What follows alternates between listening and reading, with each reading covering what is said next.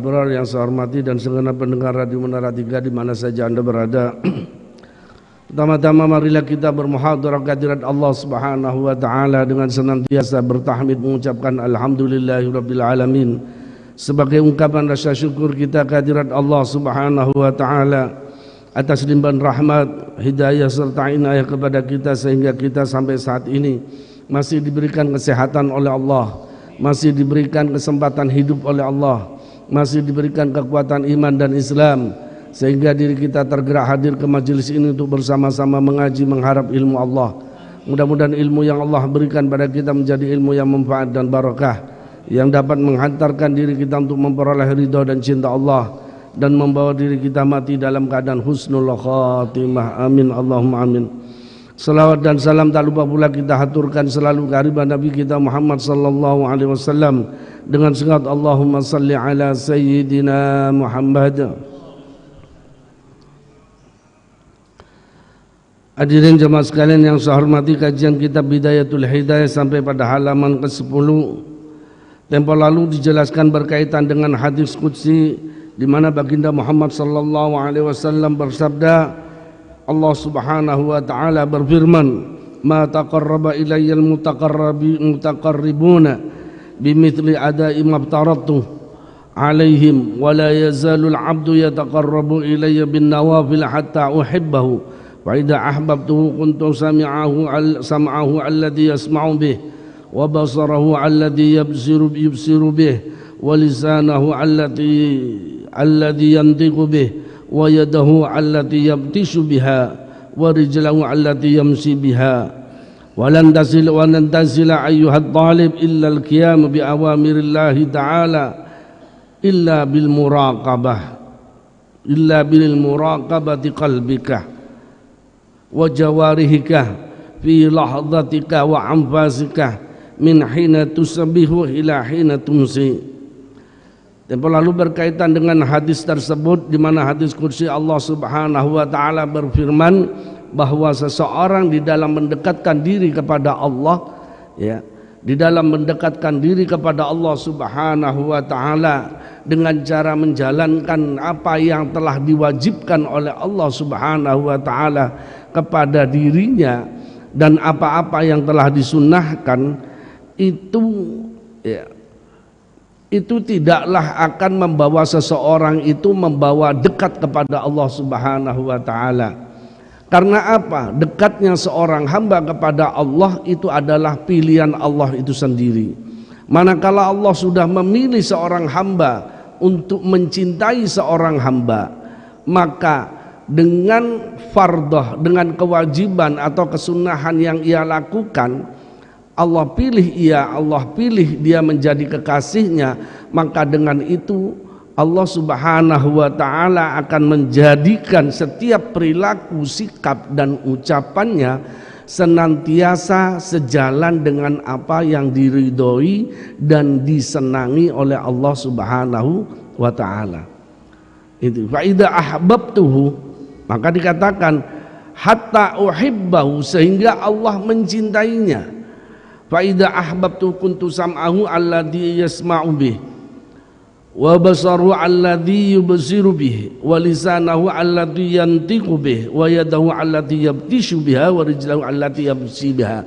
Artinya di setiap langkah kehidupan kita, ketika kita sudah dicintai oleh Allah Subhanahu wa taala, maka semuanya berdasarkan petunjuk Allah, semuanya dalam track apa-apa sesuai dengan apa yang memang dibimbing langsung oleh Allah.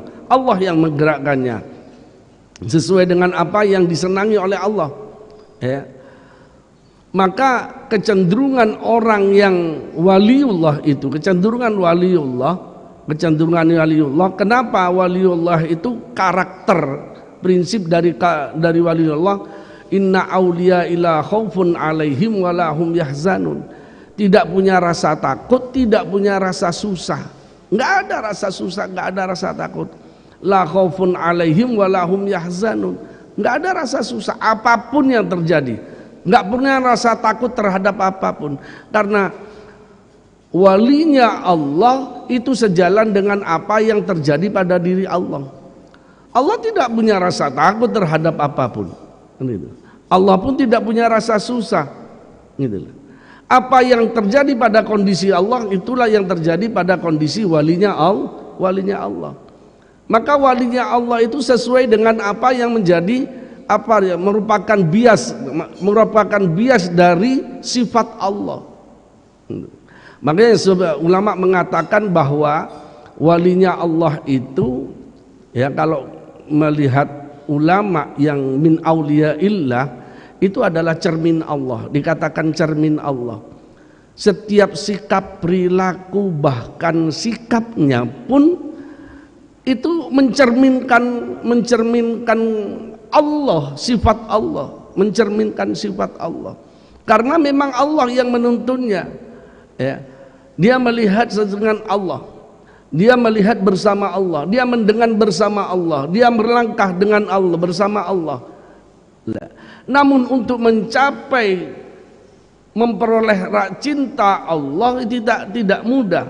Makanya dikatakan walan tasila ayyuhat talib, tidak akan sampai wahai orang yang mencari, ya, ridho dan cinta Allah, illa qiyami bi awamirillah, kecuali menjalankan perintahnya Allah Subhanahu wa taala, Maha Nur Allah, illa bi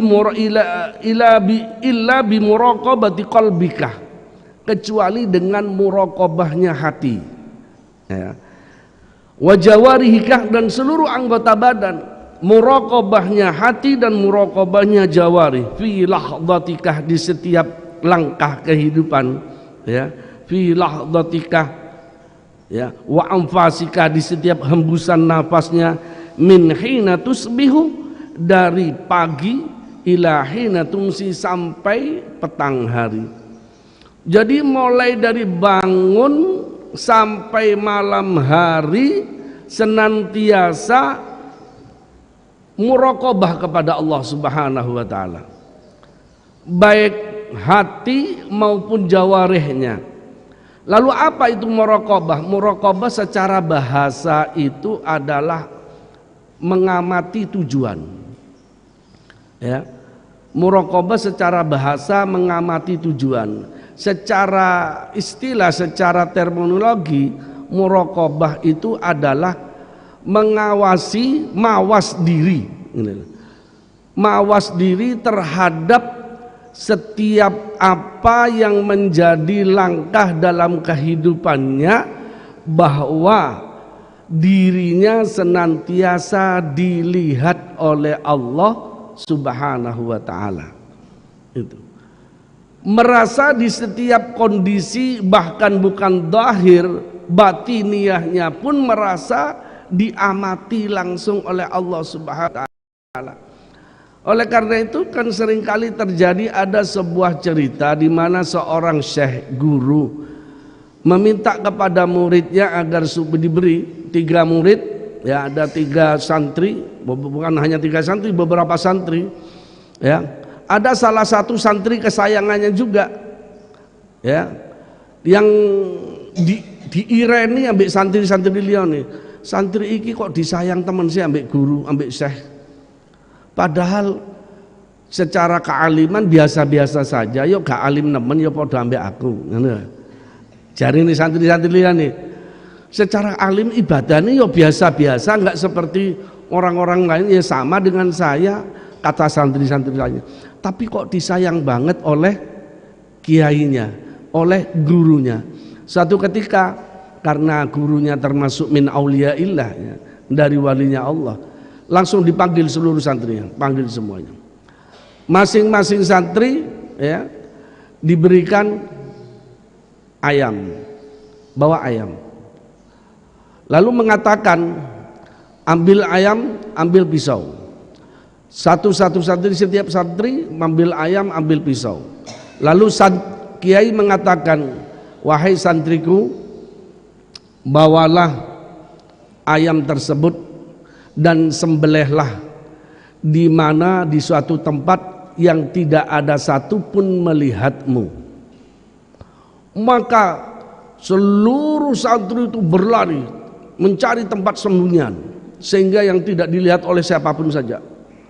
toleh kanan, gak ana wong langsung dibeleh, biar. Sijine gitu, toleh kanan, toleh kiri, gak ada orang-orang langsung dibeleh. Semuanya rata-rata santri itu. Namun santri kesayangan tersebut mau ngambil pisau, bawa pisau dan bawa ayam. Ketika mau nyembelih, urung. Cari lagi tempat persembunyian lagi. Mau menyembelih, urung. Setiap mau nyembelih, urung. Akhirnya semuanya santri kembali dalam keadaan membawa ayam yang sudah sembelih, dan hanya satu santri yang disayangi oleh kiai tersebut yang tidak menyembelih ayamnya. Lalu ditanyakan, kenapa engkau tidak sembelih ayammu? Kiai, jenengan kan sanjang wau, sampean kan sudah katakan sembelihlah ayam itu ketika tidak ada satupun yang melihatmu. Dan saya cari tempat dimanapun saja, tidak ada satupun tempat yang tidak bisa dilihat oleh siapapun, tetap dilihat oleh Allah Subhanahu wa ta'ala. Saat itulah saya tidak bisa menyembelih, karena dimanapun saya berada, Allah selalu melihat saya, Allah selalu mawas saya. Perasaan kesadaran semacam itulah yang disebut muraqabah. Makanya Syekh Imam Al-Junaid mengatakan, ya, muraqabah termasuk afdalul ibadah. Apa sih afdalul ibadah? Muraqabah. Dawamul muraqabah, dawamnya muraqabah, langgennya muraqabah. Karena hakikatnya sholat itu pun melatih diri kita untuk muraqabah. Sholat kita melatih untuk muraqabah kepada Allah, merasa diawasi terus ambek Gusti Allah. Nah, kalau kita senantiasa sudah merasa diawasi oleh Allah Subhanahu wa ta'ala, baik batin kita, perilaku dan sikap kita, maka tidak mungkin sikap, ucapan, perilaku dan prasangka di hati kita tidak sejalan dengan ridhonya Allah. Sehingga ketika kita mau berprasangka buruk pun, ya Allah, jangan-jangan prasangka ini tidak diridhoi oleh Allah, saya nggak boleh berprasangka ke ini prasangka yang tidak diridhoi oleh Allah.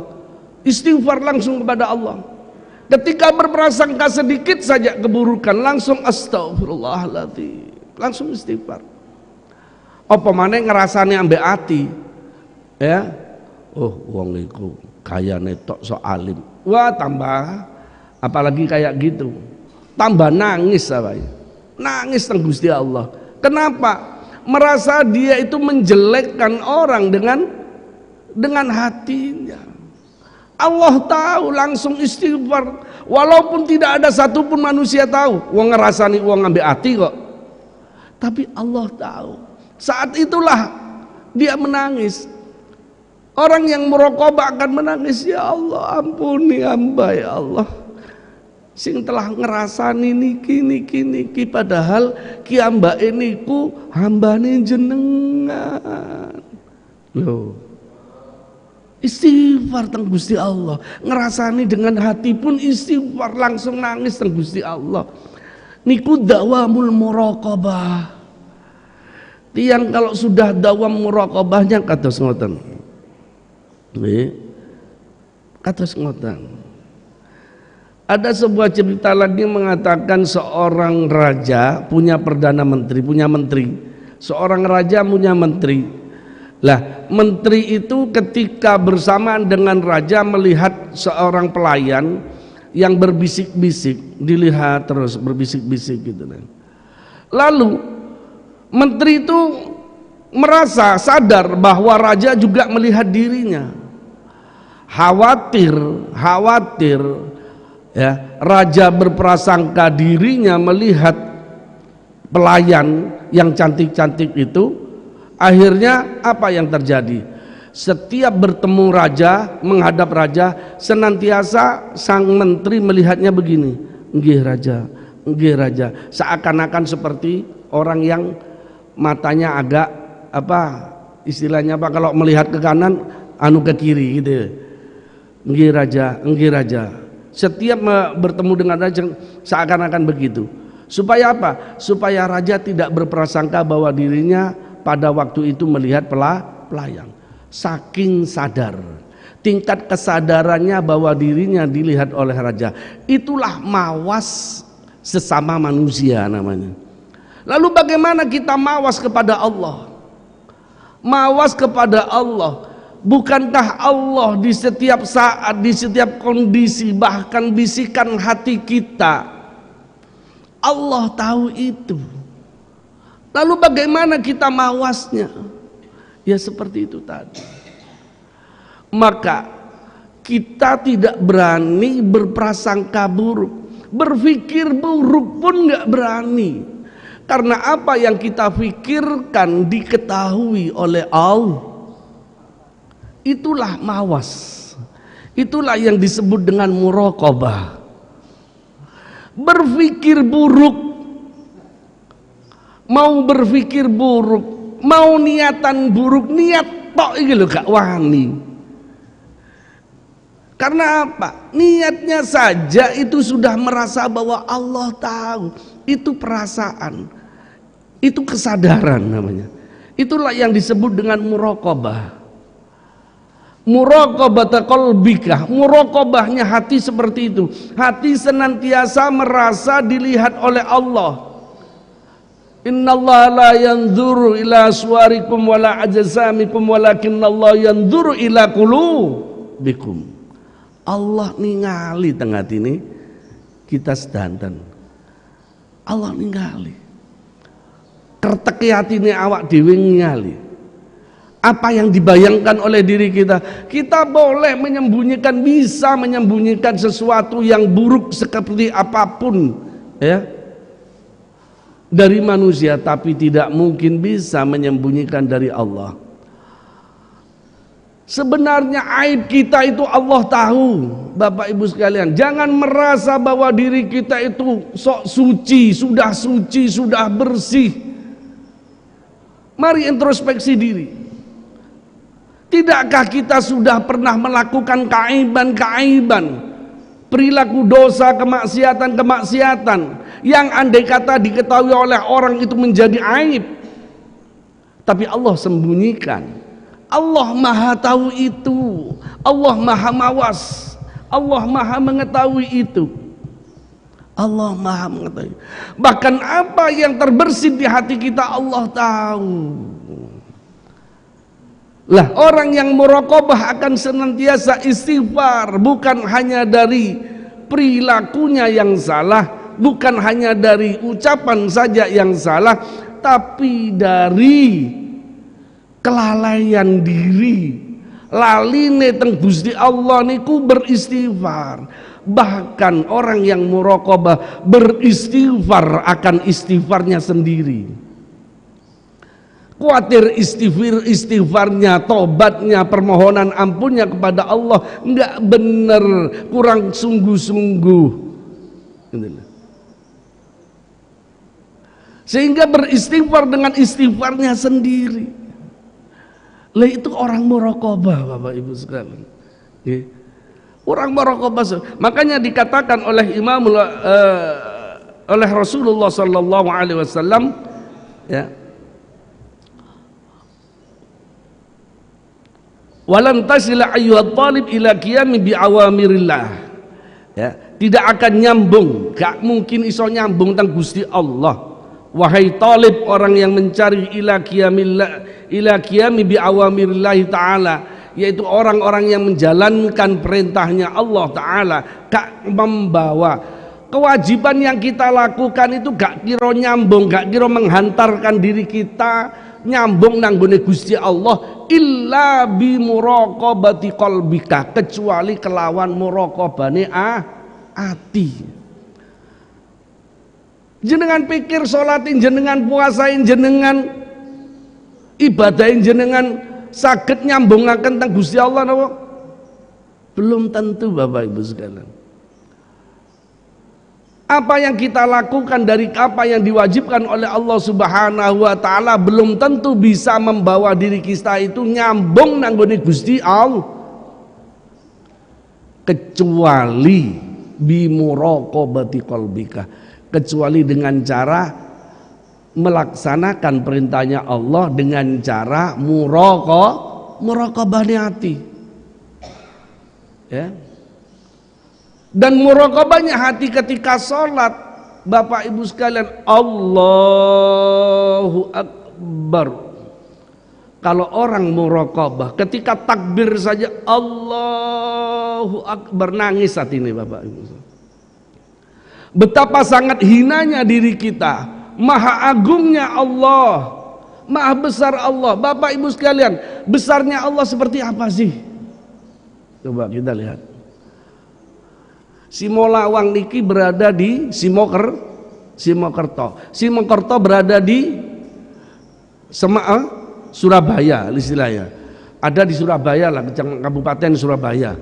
Ya, Surabaya berada di Jawa Timur. Jawa Timur berada di Indonesia. Indonesia berada di Asia berada di bumi itu, global itu.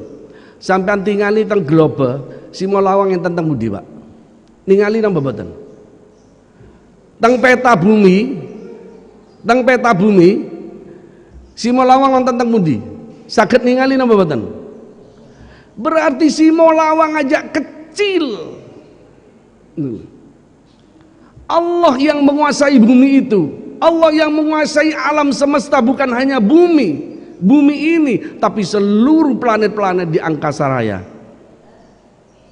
Maha besar Allah, ya. Simolawang aja tidak terlihat di peta itu, apalagi kita. Betapa kecilnya kita, betapa kecilnya kita. Tapi apakah Allah tidak peduli kepada kita? Bapak Ibu sekalian, jangankan kita, nyamuk yang berterbangan itu tidak lepas dari takdirnya Allah. Nyamuk yang berterbangan dalam setiap gerakannya itu tidak lepas dari kehendak dan izin Allah. Nyamuk yang berterbangan, ulat yang ada di dalam batu tidak lepas dari nikmat pemberian Allah. Begitu kecilnya ulat, ya, yang seperti itu tidak lepas dari perhatiannya Allah. Begitu sayangnya Allah, begitu perhatiannya Allah kepada kita. Lalu kita berapa kali perhatian kita kepada Allah? Nang hati kita, di hati kita, sudahkah kita setiap saat ingat Allah? Allah. Maka muraqabah akan memunculkan diri kita dawamu bidzikrillah. Orang yang muraqabah itu menumbuhkan dawamu bidzikrillah, terus menerus eling nang gone Gusti Allah. Karena apa? Allah tidak pernah lepas Pak dari kita. Perhatiannya Allah tidak pernah lepas. Coba bayangkan detak jantung kita, dek, dek, dek, dek, dek. Siapa yang menggerakkan Bapak Ibu sekalian? Siapa yang menggerakkan? Lah kalau Allah lepas perhatiannya dari itu, niscaya berhenti detak jantung kita. Ini detak jantung manusia yang besar. Detak jantungnya nyamuk, detak jantungnya bakteri sekalipun, detak jantungnya ulat, itu tidak lepas dari kehendak Allah. Itu juga perbuatan Allah. Nggih, Pak. Kesadaran kados ngoten niku penting. Sehingga apa? Sehingga kita tidak menganggap remeh asal ono nyamuk plas. Ya Allah, bukankah itu makhluk yang memang dihidupkan oleh Allah? Begitu gampangnya kita membunuhnya. Gitu loh. Ono iki titik plas. Allahu Akbar. Maka wali-waline Allah itu Pak, wali-waline Allah ketika di kondangan ke suatu tempat, di sininya ada semut, ya, di bajunya ada semut. Ya Allah, Ini semut mungkin semut di hutan. Ayo kembali. Ini kalau anak kehilangan bapak ibunya, kembali untuk mengembalikan semut itu. Saking perhatian ini. Karena Allah sangat perhatian terhadap makhluk sekecil apapun. Wali-wali ini Allah itu punya sifat seperti itu, Pak. Sedikit banyak wali ini Allah itu punya perilaku sifat Allah. Makanya dikatakan ulamanya Allah, wali ini Allah itu cermin Allah. Terhadap sekecil apapun tidak meremehkan. Oh, gak kira dadi wali ini Allah nek orang itu suka meremehkan orang lain. Gak mungkin dadi wali ini Allah.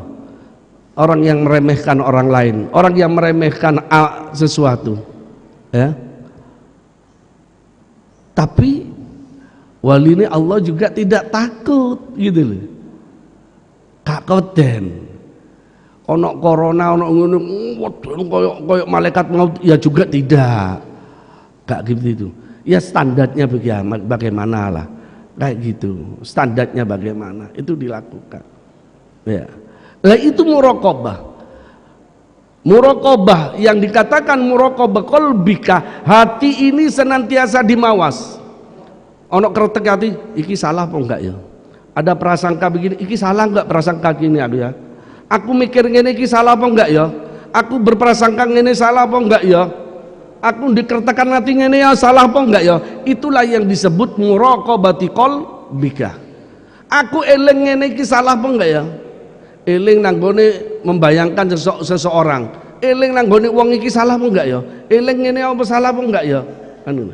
Terkadang apa Bapak Ibu sekalian, oleh karena itu ikhwan tariqah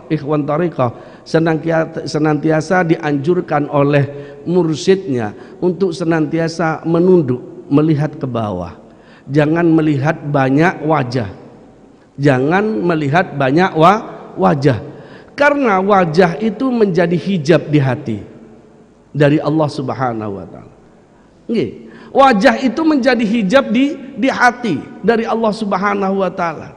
Kenapa? Iya, baik yang disenangi atau yang dicintai ataupun yang dibenci. Jenengan ketika sholat, mau berangkat dari rumah ke Masjid Al-Abrar, bertemu dengan orang yang dibenci oleh sampean delok wajahnya ketika sholat, Allahu Akbar, sing muncul ndek pikiran jeneng wajahe orang yang dibenci. Ndak wong iku ya biyen tau ngene nang aku ngene. Iya, muncul itu. Muncul itu sehingga membawa atine sampean gak ngadep Gusti Allah tapi ngadep wajane sing nggih napa mboten? Atau bertemu dengan orang yang sampean cintai, yang sampean senangi, atau sesuatu apapun yang sampean senangi.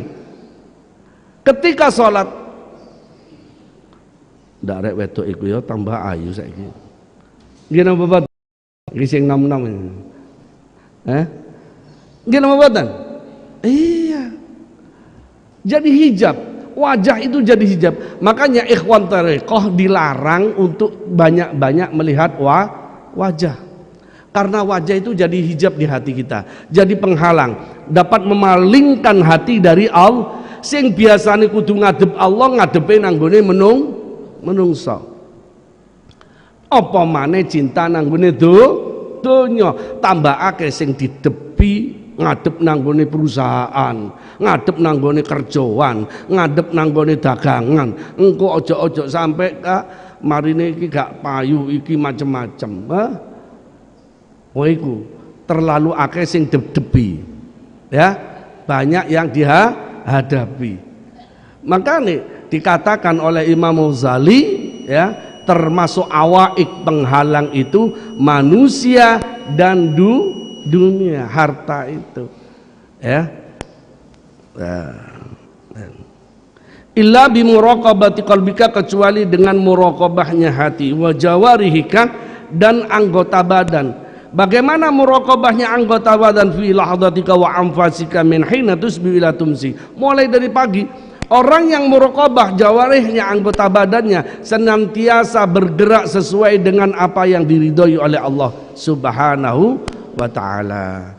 Mudah-mudahan yang sedikit ini menjadi sebuah pegangan bagi kita untuk meningkatkan kualitas iman dan ibadah kita di bulan puasa ini, sehingga kita bisa menjadi hamba yang muttaqin. Ala hadiniyah bisri min asraril Fatihah.